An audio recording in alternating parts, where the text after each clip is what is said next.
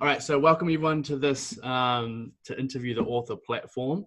My name is Benjamin Tringrove, and today we've got an exciting guest, Dr. John Demartini. You're going to get an information overload, but it's going to be well worth it today. So, interview the author platform was born out of actually after attending one of John's seminars, the Breakthrough Experience. So it goes to show how powerful it was, at least for me. And over my entrepreneurial journey of the last 6-7 years, books have been a huge part of my development, both personally and professionally. So I wanted to kind of give back by how do I get into the minds of the authors that write these amazing books. So if there's any other kind of secrets, tips, tricks that we can help other entrepreneurs on their journey and scale their growth. So today, and you'll also see below this video, another interview that I'd done with Dr. John Demartini, where it's a big introduction about his background, things like this. So I'm not going to dive too deep into John's background, although I will get him to have a little bit of an introduction of himself, and then we'll get into some Q&A at the end as well. So again, thank you very much, John, for being here today. No, thank you. Appreciate it. So John, again, my audience is typically more towards the entrepreneurs, and before kind of diving into some specific questions, if you wouldn't mind just elaborating a little bit more on. So today we're going to talk more around. I've got a few of your books, but around Inspired Destiny. Now, I believe it was the I won't say watered down version because that's not the right word. It's the Breakthrough Experience. More towards kids and teenagers, is that correct? That was what Inspired Destiny was targeted towards? Originally, I was doing seminars called Young Adults Inspired Destiny Program.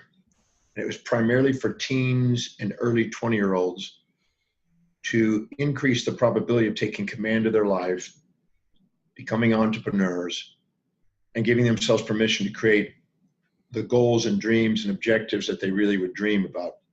Not being subordinate to the world around you as a conformist, but as an innovator, as a person that makes the difference. That led to recording that program numerous times and extracting content from that recording into a book. So it wasn't me sitting down and actually writing out the book.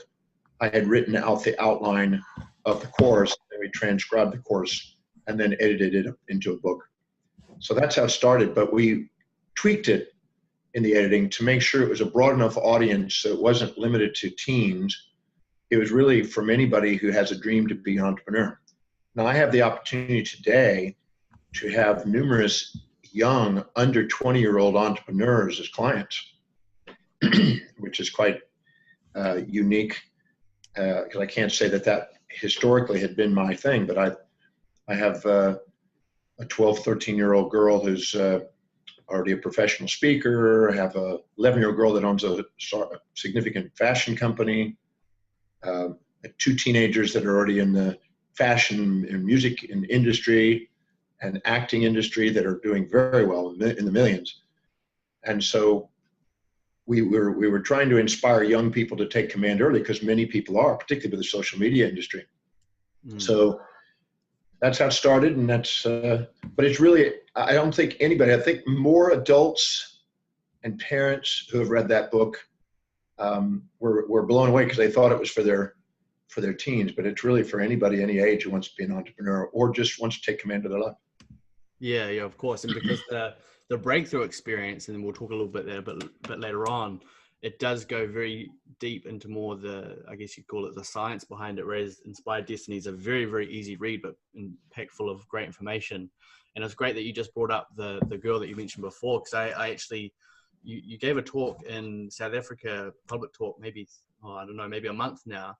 And I reached out to Brian and Rhonda and wanted to have Honolei on this show as well, because she's obviously done amazing things. So Honolei Swan she's done fantastic.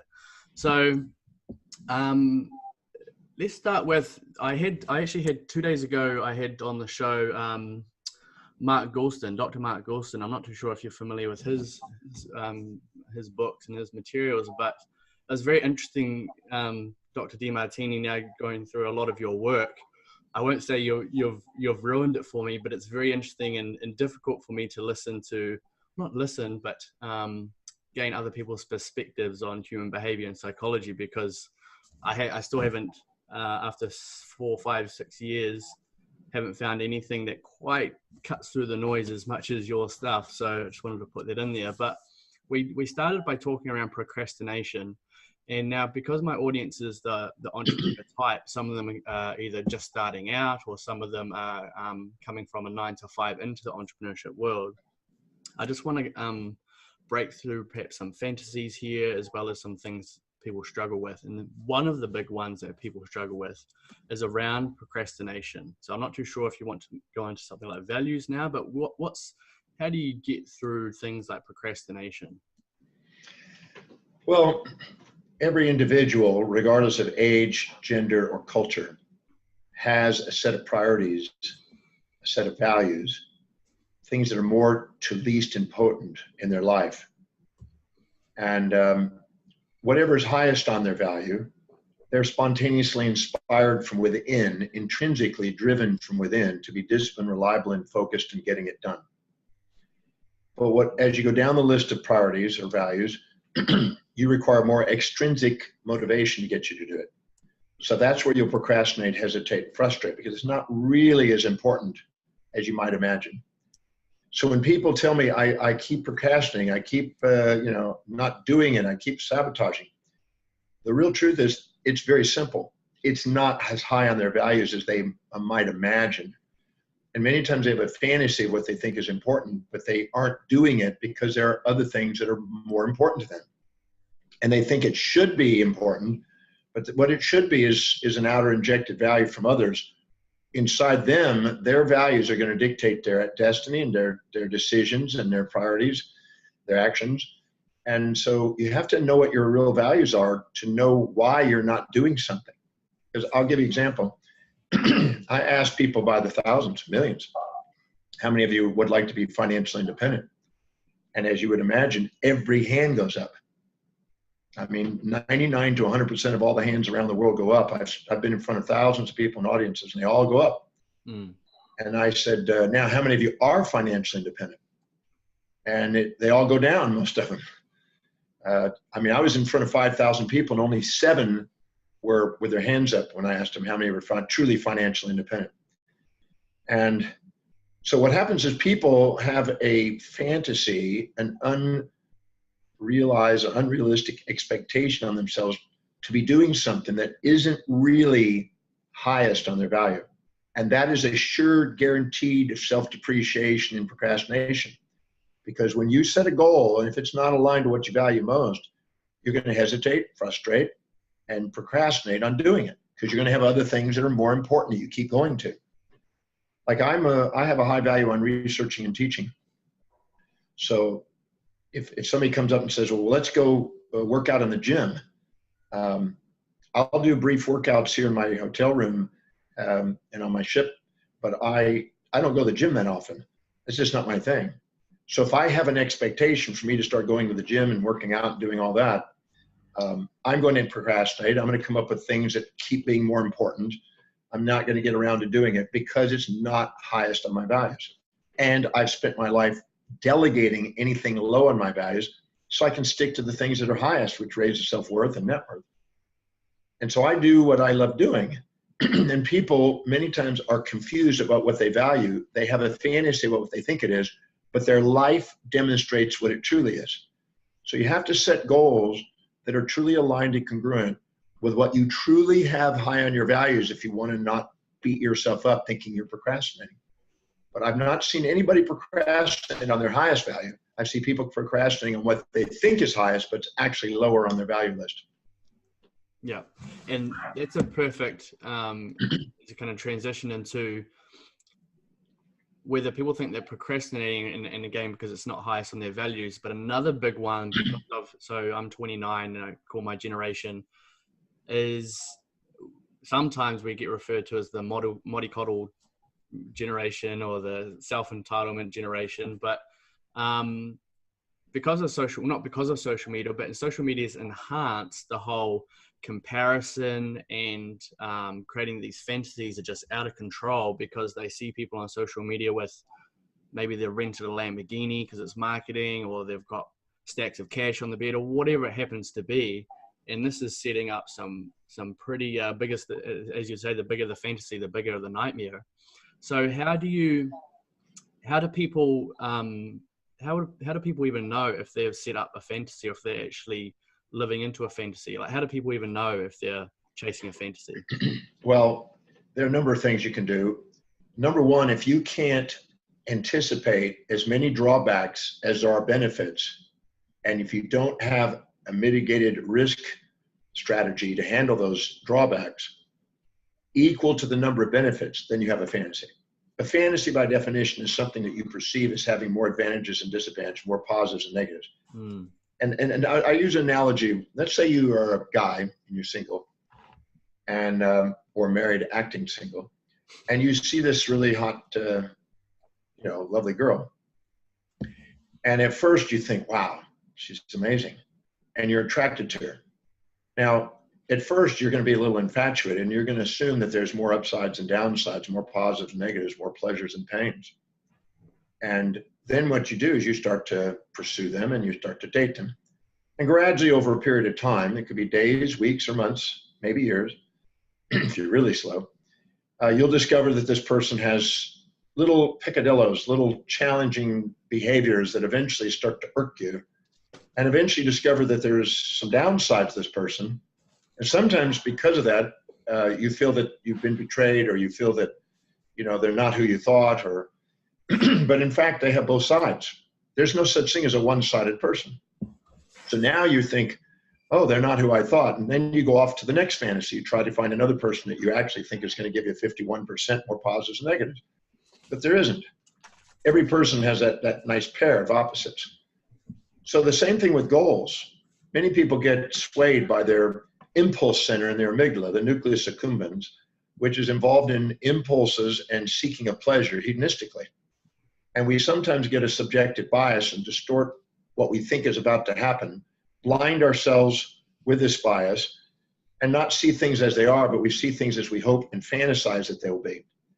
And then we get blinded by it, and then when we actually get confronted by the downsides and challenges, we're unprepared, and we have to learn through hindsight instead of foresight.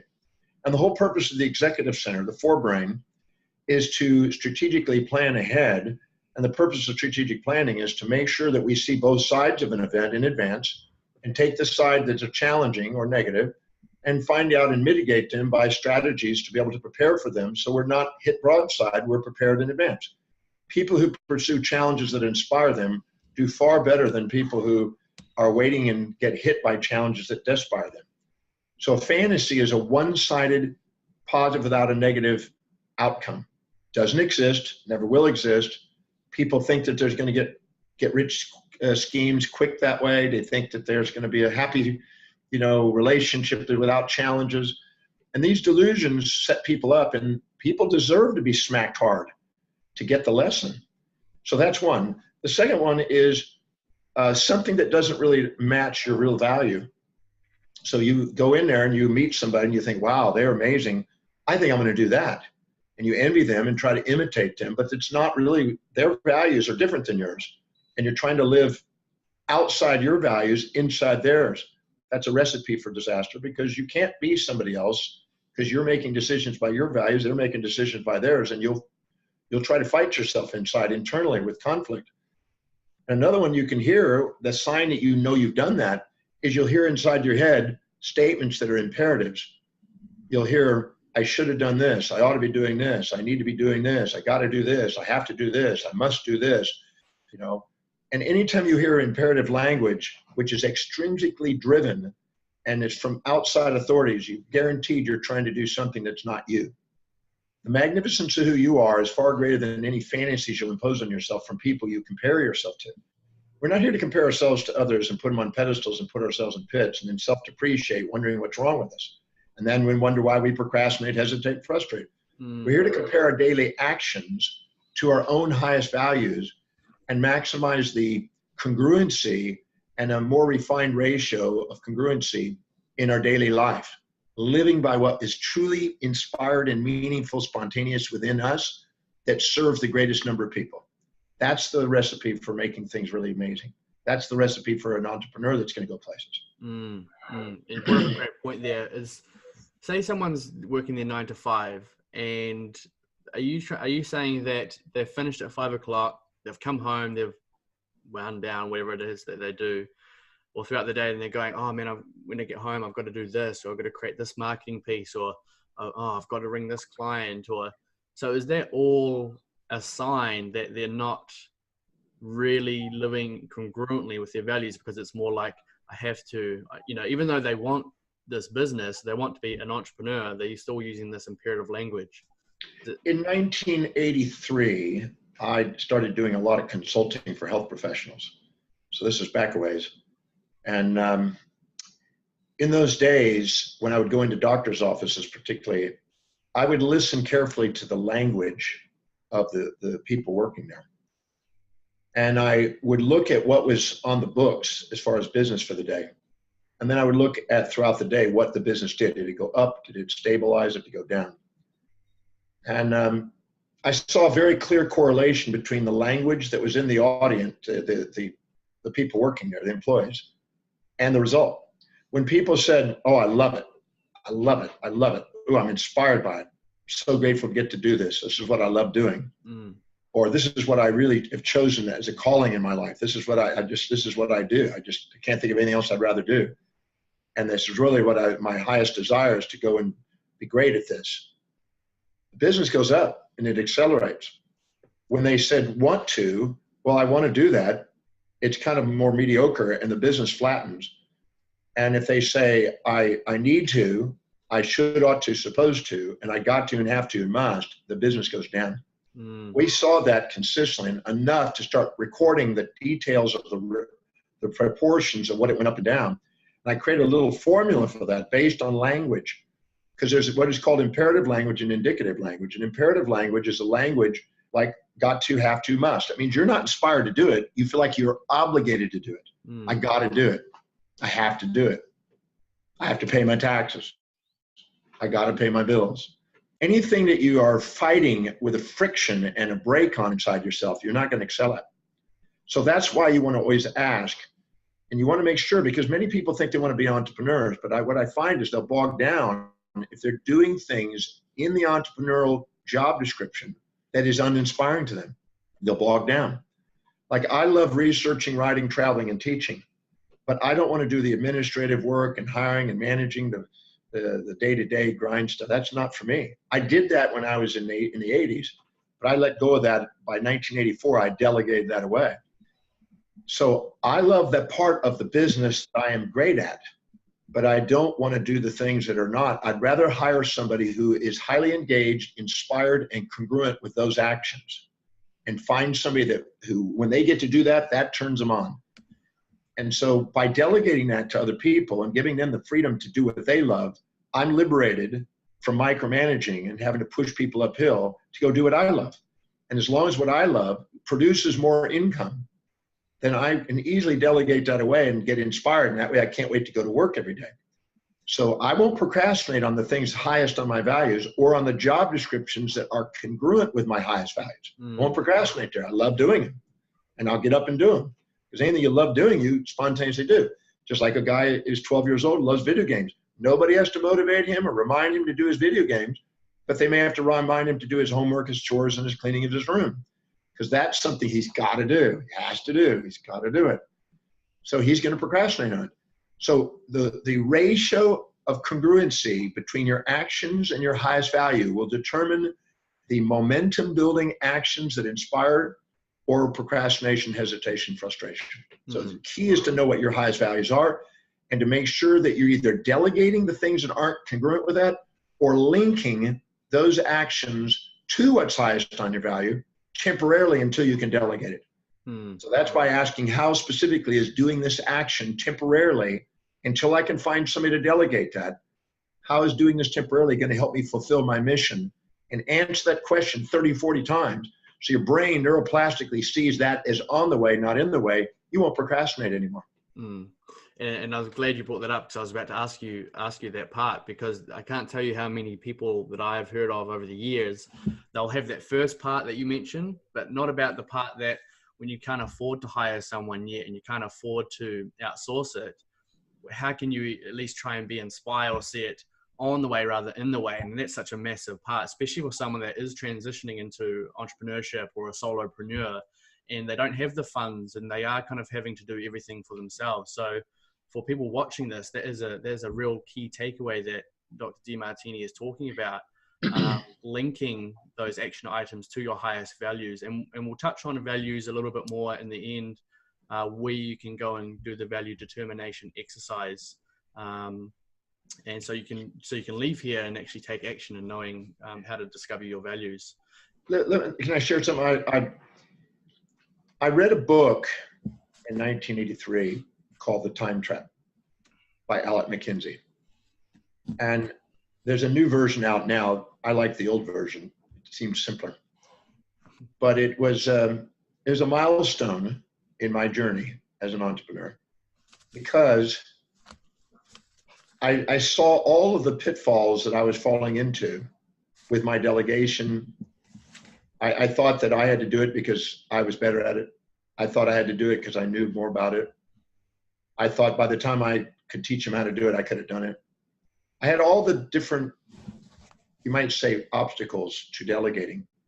And after reading the book, I just made a commitment, I guess. It just made sense to me to master this. So what I did is I first made a list of every single action I do in a day. Over a period of about a 1 to 3 month period, I thought of all the actions that might occur in my daily life during a 1 to 3 month period. In so doing it, I had a pretty exhaustive list of every single thing that might occur during the week in my life. Mm. I then divided it up into personal and professional, things that I did at home versus things I did at work, even though sometimes I do things at home about work and vice versa. But I divided up into personal and professional. Then what I did is I wrote out to the side of it, to the best of my ability, using extrapolation, to write down how much does it actually produce per hour. And that was a real eye-opener.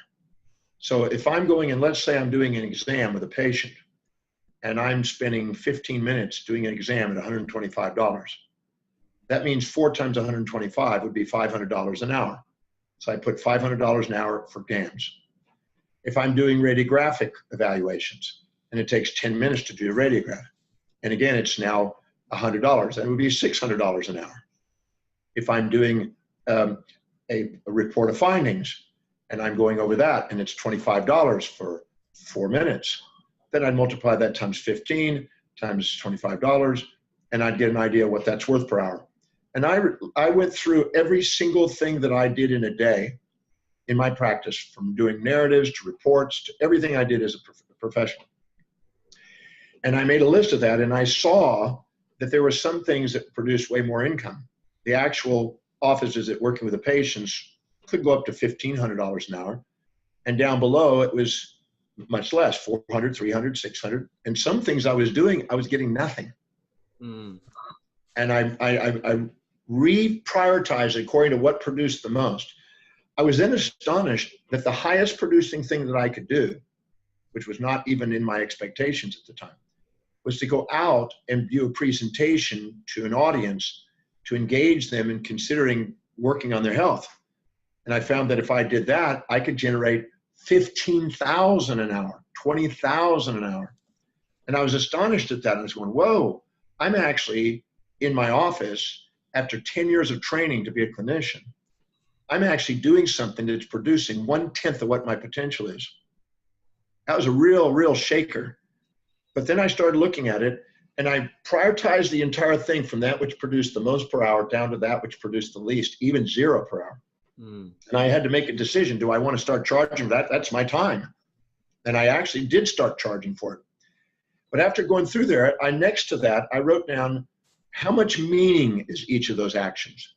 On the 1 to 10 scale, give me now meaning, because some things are so inspiring and so meaningful to me that I'll sacrifice a little profit because it's just, I love doing it.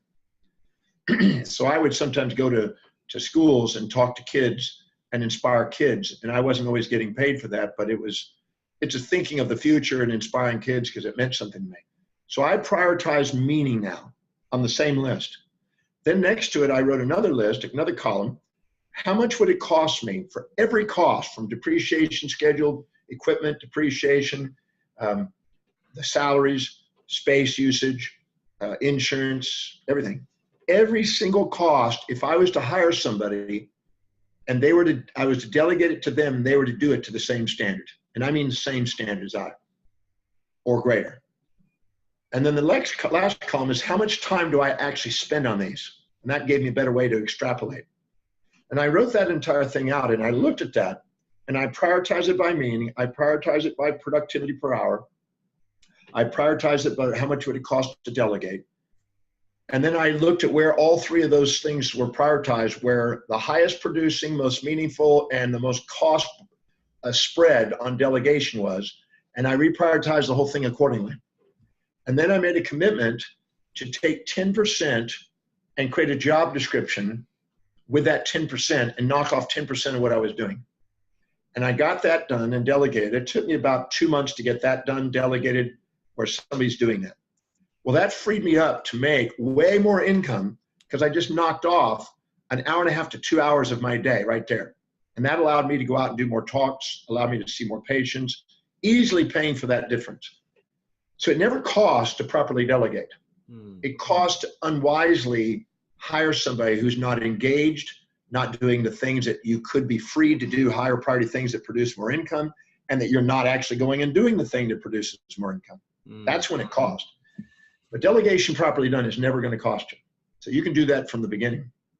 Then what's interesting is I went out there and I did the next 10% once that was done.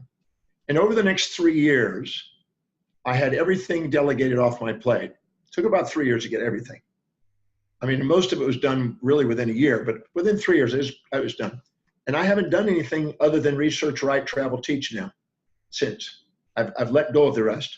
I have had experts come in to do all the rest who love doing it, do the things that I don't really have a desire to do. Because anytime you're doing things that are lower on the value list, that devalue your time, you devalue yourself. And you know it. Because I used to know that whenever I was doing certain aspects of my clinical practice, my mind was, I want to go do patients because it produced more. And then once I learned that if I go out and speak, I produce even more, I then hired 5 doctors to do the clinical work. And then I hired assistants to do the other. I had 12 people helping that. And in 18 months, I went from a 970 square foot office with myself and 1 assistant to 12 staff members, 5 doctors. And I was out there generating it with television and radio and newspapers and magazines and speaking. I was generating the clinic and it was producing way more income. And it liberated me from having to do any of the more detailed stuff.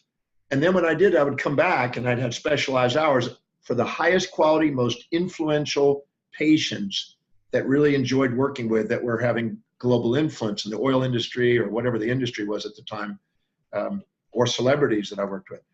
So I found that by prioritization and delegation, I liberated myself from self-depreciation, procrastination, and it liberated me to go off and produce more income and build a brand. Yeah. And that's really powerful. And that kind of links into where I want to take things in the sense of someone that's watching this, even myself, it's so inspiring to be able to hear all that. And it's not like it's a but. However, it's so important to go back to the values. And if you do not have a value high on business or serving people, then you're not going to be inspired to go out and talk and to want to serve people. So that kind of transitions kind of back a little bit into so my definition of what I think an entrepreneur is, Dr. Demartini, is an entrepreneur is someone that sees a problem in society that they would love to solve, that people are willing to pay for. Right? So I'm not too sure what your, definition of it is, but because I'm a lot on the online space, there's so much effective marketing now with, create information products, do the affiliate marketing, just this, and this. And I'm sure you've seen all of it over the years. But what I'm trying to, I don't necessarily want to be the big flash guy either, as far as trying to sell people the dream. I'm so stuck now more because I can't go back because of your work, is the truth. This is the, you said once in an interview, by the time rumors are spread, I think, across the world, the truth is just starting to put on its shoes, or something like this. So how do people go from before even taking your inspiration of I've grew my practice to this, and they're wanting to go into entrepreneurship? What's the first step? Like, how do you even identify, are you an entrepreneur? Is it because you want to solve a problem? Is it because you want the lifestyle? Like, how does someone even determine that they are an entrepreneur? Well, if you don't have a desire to get up and be of service to people and are willing to do whatever it takes to bring that service to people. And when I mean serving people implies and depends on you meeting a need that has a need in the market. I mean, if you're pushing uphill somebody to buy something that they don't feel they need, and you haven't established a need, you're wasting your time. You're going to drive yourself crazy. You're going to be narcissistically projecting assumptions onto the market. And that is self-defeating and self-depreciating, because you're going to think there's something wrong with you when it just means you didn't meet the market's needs. So there's an obvious equity between your needs and the market needs. If you try to go and meet the market needs and it's uninspiring to you, and you don't want to get up in the morning and do that action, and it's meaningless, you'll go into your amygdala and you may make a lot of money, but you'll end up being a debaucherous individual that basically blows it on immediate gratifications, because you're not having something in the executive center that's meaningful that you can't wait to get up and do. At the same time, if you're doing something that's purely inspiring to you, but it doesn't match a market need, you're going to be enthusiastic initially, but you're going to eventually burn out because there's no sales. So you have to find that medium between those. So your definition is a clear definition, going and finding something that's a need in the marketplace and doing it, but not just picking it. Oh, I know everybody needs that. I think I'll sell that, because then you're not inspired to do it. You want to find out where there's an overlap.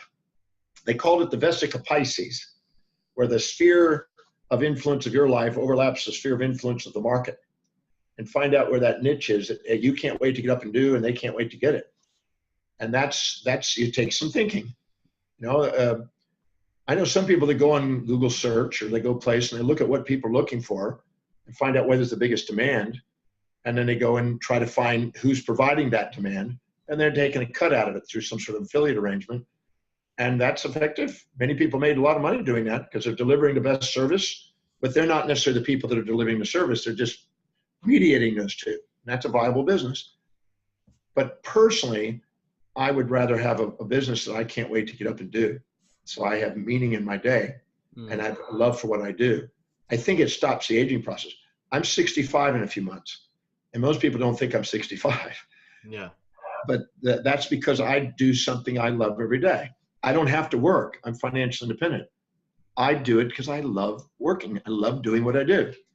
And I had a dream to do that when I was very young, and I worked to do that, and I learned how to do that, and everybody's capable of doing that. But you do have to care about humanity. I was speaking a few years ago at a church, and I figured, a lot of people in this church are living in fantasies here. I think I'm going to be the bad guy. I'm going to be the devil's advocate here, and I'm just going to shatter some myths here today. And it was just something I guess I was vindictive that day. And I said to him, if you're poor, it's because you don't care about humanity. And I just let that sink in. And people were like going, whoa. Now, there were some relatively well-off people in the room, but majority of those people were not doing well. And I said, now stop and think about it. If you're not serving people, it's unrealistic to expect to have income. And if you're not serving ever greater numbers of people, don't expect an acceleration of income, and don't expect to have a lot of income to be able to save and invest. So the question that you want to ask yourself, and we're going to take a moment to think about it. What is it that you are absolutely inspired to do that's a talent? Write them all down. Ones that you spontaneously can't wait to do. And then let's write down what are the needs in society that we know for a fact. We don't speculate, we don't guess, we don't presume. Things we see evidence of people doing that you really would be inspired to compete in and to grab the market in. And make them stop and think, because if they're thinking about their problems all day and they're not thinking about solutions to problems of other people, there's no entrepreneur there. So if you're not seeing that in your head, don't expect to get wealthy and get ahead that way as an entrepreneur. Hubert Hal Bancroft, in his book, the Book of Wealth, said that there are three things that were common to the wealthiest people in the world. One, they felt it was by divine providence or human sovereignty that they were destined to serve vast numbers of people. I have some of that in my life. I felt that I deserved to serve vast numbers of people. I've hit 5.2, almost 3 billion people as a result of that, with some sort of outreach. Media, television, newspapers, magazines, books, movies, whatever. So I had a dream about that since I was 17. If you don't have a desire to be of service to people, I'd go get a secure job. Because you need to have a drive to want to go and serve people and overcome the challenges that it takes to serve people. And if it's not high enough on your values, you'll stop the second it gets challenging. The second one is that you want to raise the standard of people in society, not just serve them and meet their needs, but to actually contribute to the overall elevation of the standard of society. That's been found common to them. And that's by investing in an ever higher quality of things and making sure you surround yourself with the finest, to give incentives for an escalation in every industry to go up. Because if there's nobody investing in the highest quality of art, highest quality of chef, highest quality of any form of business, the standards will plateau and there'll be no growth in the economy. So you have to think globally in that respect, to think of how do I serve the economy in addition to individual needs. And the third thing is that to transcend any moralities associated with money. As long as you think money is good and you're infatuated with it, or bad and you resent it, don't expect to have it. Because that means you don't have governance over it. A person has governance over money doesn't see it as either good or bad. It sees it as a measuring system of services rendered and managed wisely. And the net worth is a reflection of how well you serve people, manage that with efficiency, and invest in it. Because you want to be able to, your goal by financial independence is not how wealthy you are. The goal is to be able to go and produce enough income, save enough and invest enough where you are able to go and do something you love without having to work. So you go to work because you love to, and you got the income, and then to grow greater causes and have ever greater causes to grow your wealth for a purpose of serving not just yourself, not just your family, but your community, your city, your state, your nation, or your world. And be thinking and contributing through exemplification of what's possible with the mastery of money. That's Jesus, so much. People have to go back and watch this recording over and over, just like I do all your other videos. They're just packed full of so much good information. I wrote down a couple of questions here. That was two reflections. One was around a quote from Tony Robbins, who had said, success without fulfillment is the ultimate failure. And he goes on by saying how, because at least if you don't succeed and you fail, at least you'll be like, oh boy, I can keep trying. So you don't have necessarily unfulfilled. But actually achieving something and not being fulfilled, well, that's the ultimate failure, because you think you've hit Mount Everest, but you're like, oh, it's not what I expected. So that's a huge part on what you mentioned before, where some people search on Google, for example, what's some good businesses. That's one option. And then you mentioned another option around doing something that you're actually inspired by, why you look maybe 45, not 65, or much younger again. John, would you mind mentioning the story around the lady that you helped with her, she was in, I believe she was something 45, 55 like this, and she was inspired to dance. And now she has tours around the world, I believe, teaching people with her Latin dancing or something like this. Yeah. Now, I wish I could say that I've kept up with her. I haven't seen her in a few years, so I don't know exactly what's happening today. Right. But what happened is, this is a lovely woman that attended a program that I was in Quebec City, Quebec, Canada. And as at Stoneham, which is a resort up there, which is a ski resort. And it was at a house right next to it. And we were doing this program, and we've discovered that she absolutely loved, what she loved doing is dancing. Now, when you first looked at the woman, she was a bit on the large size, and you wouldn't anticipate her being an agile dancer. But surprisingly, she actually had tremendous, flexibility and limberness, and was quite good. Just a larger, so it didn't match the typical look of a dancer, professional dancer you'd see. But she said, that's what I love doing. I do it every day. I dance in the morning. I dance to music throughout the day. I just love dancing, dancing, dancing. And she says, I go to ballroom dancing. I do this dancing, and every opportunity I get to do, I just dance. If I'm with a man or without a man, I find a man and I dance. And I said, so what is it you would absolutely love to do in life? She said, well, I love dancing. I said, well, then why don't we make an entrepreneurial adventure out of that? And she thought, well, how do I do that? She never even thought of how she could ever make a business out of that. And we got thinking, and we got creative, and we found a way of organizing a tour. The first tour was into Spain, because she loved flamenco dancing. And so what happened is she organized a group of people to come to Spain. She contacted the leading dancers there and looked at the performances there and created a vacation, you might say, or an adventure where people are going to go and see the greatest performers, meet them, get trained by them, and see their performances, and go out and have dining and touring and this experience. But it was mainly revolving around meeting the greatest dancers and actually watching them and having dinner with them. And what she did is she costed it all out, found out what the costs were, where the point breaks were, if all of a sudden you get 10 and 20 and 30 people or whatever. And as long as she had at least 12 people, she was going to start getting discounts and the free ticket and this, free hotels and things. And she organized it, and she didn't net the first time but about $4,500. But she made $4,500 doing what she loved to do, which was taking people on dancing tours and meeting the most amazing dancers and taking pictures with them and dancing with them and going and having wining and dining and going to performances. She said to me that was one of the most amazing things in her life when she realized that she could actually get handsomely and beautifully paid to do exactly what she loved to do. And at first, it was a little bit tedious. She had to do a lot of homework, a lot of things, a lot of anxieties and stresses about it. And people are going to actually come. And she would then go out and meet people at the ballroom dancing places and start talking to people and engage them and let them know what she's doing and let them know about the events and stuff. And she found out that there was a waiting list of people doing that, wanting to do it. There was no shortage of people that wanted to go on these adventures. She really put together beautiful adventures that were so appealing. So now she met their needs, she met her own needs, and she made money doing what she loved to do. The most she made in a month was $117,000. Now that's a number of years since I've talked to her, but $117,000 in a month, taking people on dancing tours is like unbelievable to go dancing.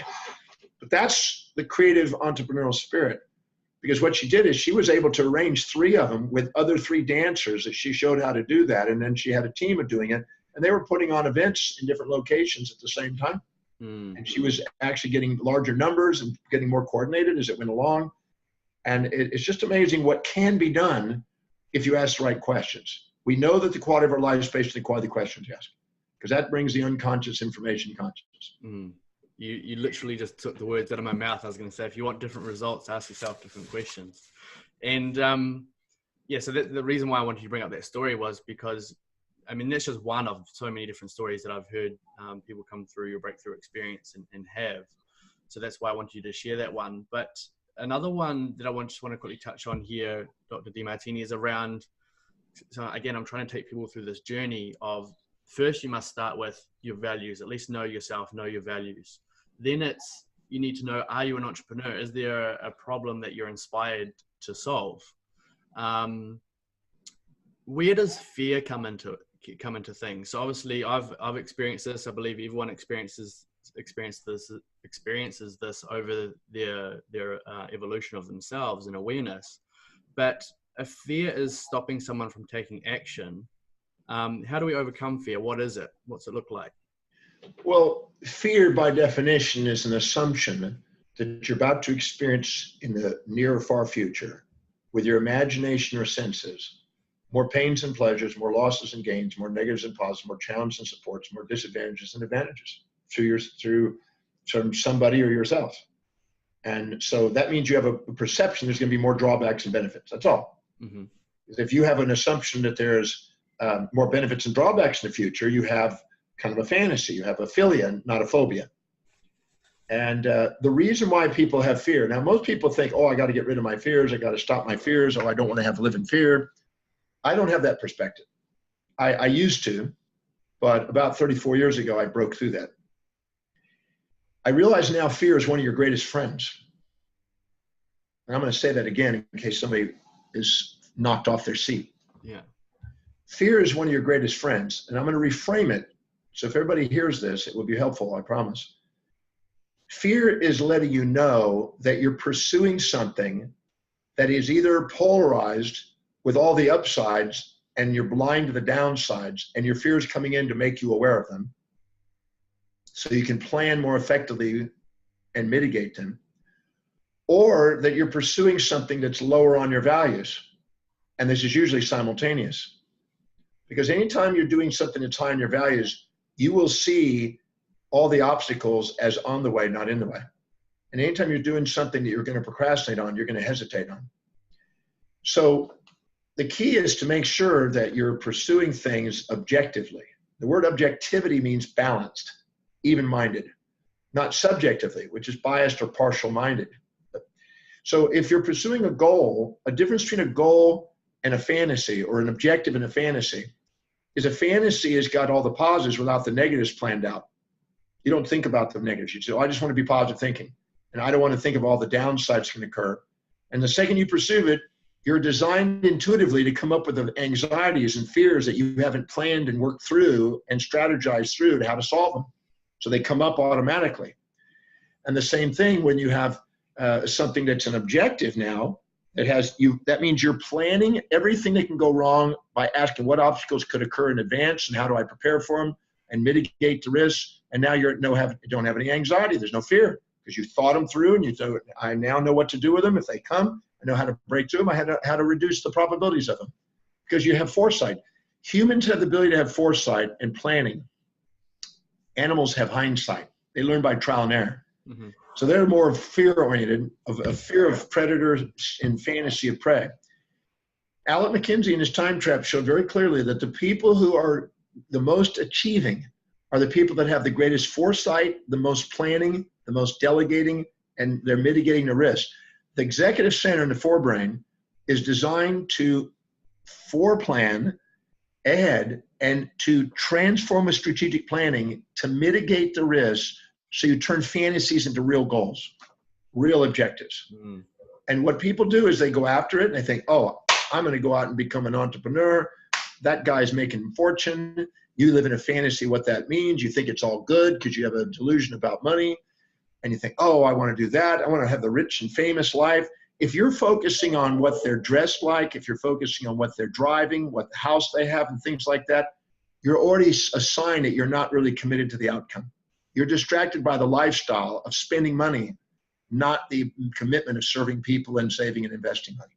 Mm-hmm. Mm-hmm. And so the second you are pursuing that, if you stop and ask, okay, what are every single thing that could be challenging and an obstacle? And how do I solve that in advance? How do I either reduce the probability of it, or if it happens, how do I know exactly what to do? And how do I turn that and spin it in a way that gets me closer to my goal? Mm. If you do all that out and you see it clearly in your mind, your executive center will see an inspired vision. It'll see right through with its strategy how to get to where it does. The fears are gone because you pre-planned the challenges instead of unplanned the challenges and got sideswiped by them. But fear is your friend. It's letting you know that you're not complete in your plan, you're pursuing a fantasy, and you're not really congruent with what's truly objective in your life, your highest value. That's all it is. So I'm not against fear. I'm grateful for fear. It's letting me know that I have unrealistic expectations on myself, and I haven't done my due diligence in my forebrain, and I'm acting like an animal with an impulse to a fantasy, and I'm trying to avoid a predator. Yeah. And you really nailed it on the head there with the whole, they're attracted to what someone's wearing or the car or the house. And it's amazing even with myself or in the past, how many people still say, I earned this much money and then I was so unfulfilled. But there's still so many people that hear that and go, well, let me figure it out for myself. Let me get to the top of the mountain first and find out that, yeah, I'm unfulfilled, and then I'll work on being fulfilled. Right. Okay. That's a very big one. I had a pretty interesting experience when my wife was alive. She was writing for a magazine called Star newspaper, and they owned a number of the tabloids. There's one man that owned 3 tabloids. Now this was making around $75 million a year in personal income, so that's pretty good money. And what's interesting is, we would go and have a meeting with him because he, for some reason, liked my wife. And he, on average, was drinking within a 2-hour lunch, 18 drinks. 18 drinks. Wow. Now, I've had 1 glass of wine in 46 and a half years, so I'm his antiparticle. Yeah. But the guy was probably one of the most miserable drunks I'd ever met. Okay, now, here's a guy that made money serving people's needs, the masses, but had no meaning. Mm-hmm. And see, the executive center comes online when you're doing something that's inspiring, it's highest on your value, where meaning is. Your highest value was once called by the ancient Greeks the telos. And the telos, the study of telos or teleology, is a study of meaning and purpose. So if you don't have a purpose that's extremely meaningful, that inspires you when you're doing your work, when you make a lot of money without meaning, you go down into the amygdala, not the executive center, and you look for immediate gratification. So people who do that, they typically spend their money on lifestyle and quick get rich schemes and quick get fix things and quick pleasures, and it's hedonistic. And it's the pursuit of that which is unobtainable and trying to avoid that which is unavoidable, which leads to the debauchery life.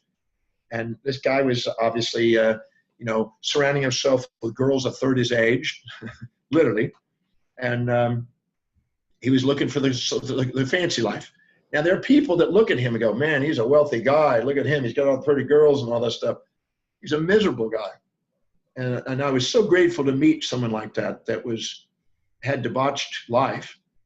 And this is like the Wolf on Wall Street kind of thinking, if that makes any sense. Mm-hmm. I've met him too.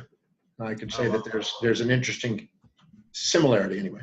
Yeah. Now, then you meet someone like Warren Buffett, who's now 89 years old, I believe, and he goes to work. He loves what he's doing. He tap dances to work.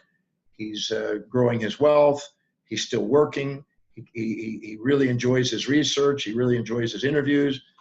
You can see that he's alive and inspired. And to see him in a debauched state would be not likely. The same for Bill Gates. So finding something that's extremely meaningful that serves vast numbers of people is a formula for a more fulfilled life. Mm. And you are going to ask yourself at the end of your life, are you fulfilled too? And my observation, because I've been doing it a bit of time now, and I meet a lot of people along the way, and I can see this pattern going over. The people that are wanting immediate gratification and wanting to get rich quick, wanting to get that fast-paced thing or whatever, fancy girls, fancy drugs, fancy this, whatever. I see that pattern, and I see also the people that are doing something that inspiring and are meaningful that just keep methodically doing it. And if I look at the two, that may look good, but deep down inside, when I actually interview and interact with them and consult with them, the fulfillment level is lower.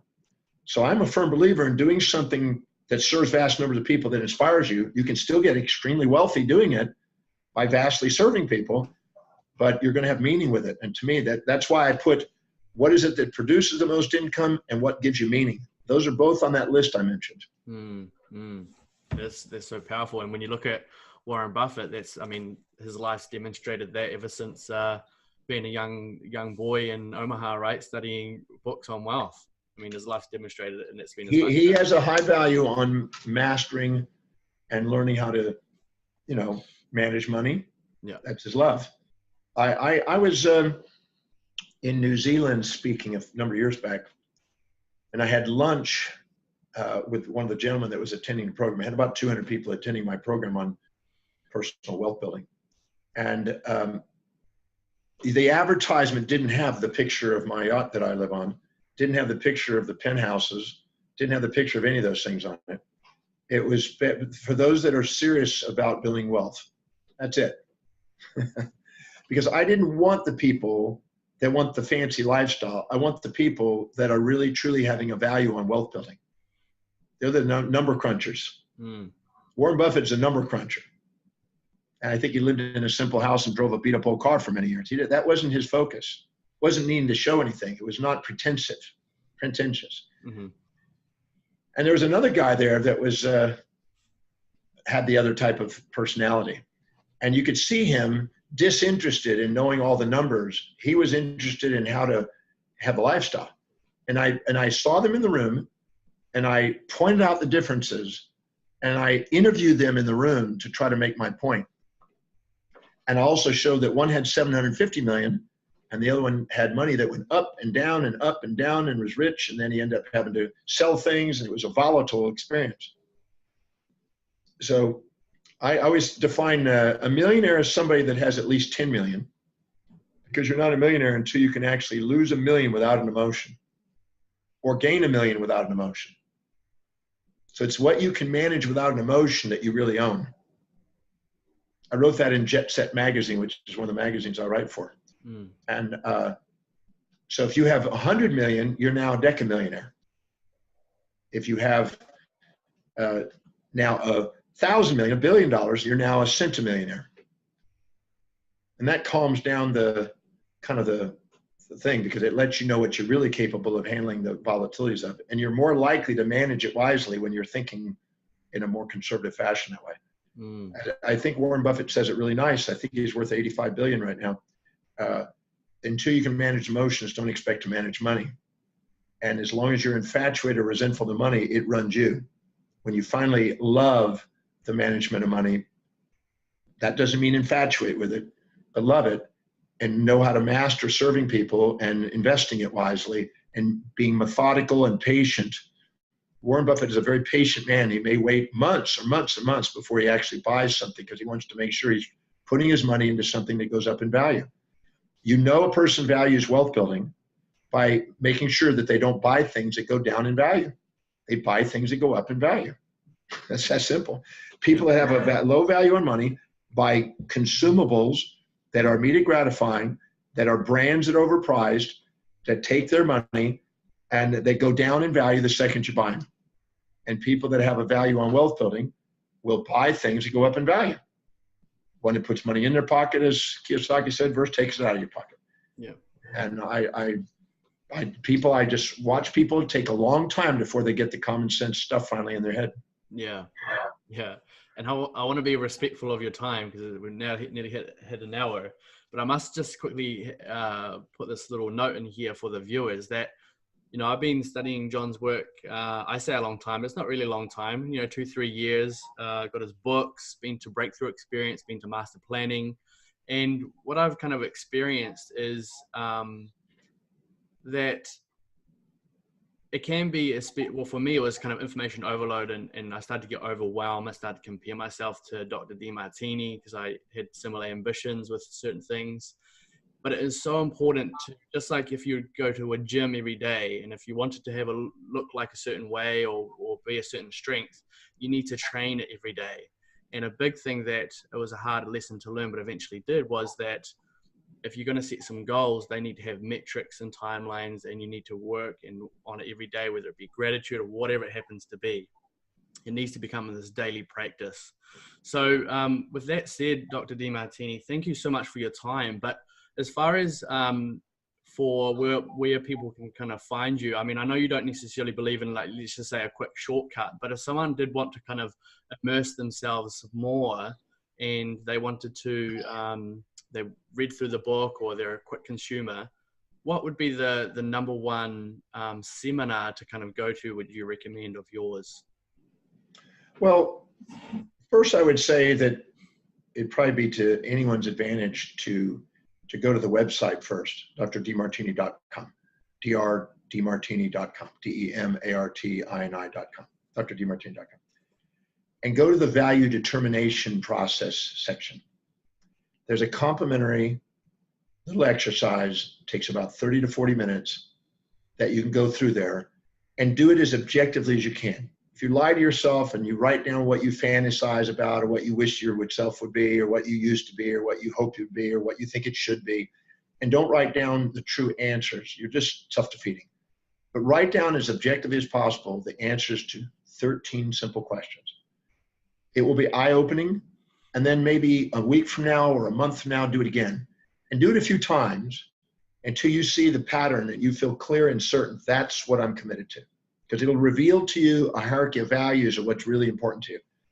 Once you understand that, you'll know it's a waste of time to do anything other than what's really most important and highest. If you don't fill your day with high priority actions that inspire you, your day fills up with low priority distractions that don't, to try to get you feedback to let you know you're not being authentic. The universe works to help you. If they do that, that will be the first thing I could encourage people to do. It won't cost them anything. It'll just help them start the journey. As far as a seminar, if they can come to the breakthrough experience, I really believe that that will be an eye-opener for any human being that would come to that program. I've had them at all different ages. Many of them are on. I had a girl that started there at 6 and 7 and is a best-selling author and has 3 books out. She's 12 today. So it doesn't matter what age it is, but that program can help people break through a lot of constraints. And I'm absolutely certain, because I've got a good track record with it, if I ask people at the end of the seminar, how many of you learned something this weekend that you could have gone your whole life and probably never learned except right here? Every hand goes up, week after week after week. So I really believe it's informative, it's innovative, it's original thinking and information that I've been gleaning for 46 years of research. It can help people break through things in their life. So that would be the place to start. That's awesome. And for anyone that's still here, the one that is so powerful and the one that made me take the most action over so many years was the Values Factor, which I don't have the hard copy. I've just got the audio book, but is the Inspired Destiny, because I found it was self-worth, procrastination, perfectionism, and fear. And as I started working on those, I would just I'd take action. So seriously, get the books. I'll put all the links below this interview where you can find it. John, also, if you can't make one of John's seminars for whatever reason coming up, Dr. Demartini also has online courses. I've also done the Business Mastery, 5 days Business Mastery on there. Fantastic for entrepreneurs getting started as well. You can watch it at your own pace, make notes. So with all that said, John, hopefully you bring out another book soon so I can have you back on the show. But so thank you so much for your time, for leaving a legacy and of being such a huge impact here on this earth. Well, thank you so much for the opportunity to do the show, and we'll work together as entrepreneurs trying to do more service. Indeed. Thank you very much, John. Have a great day. Thank you so much. Cheers.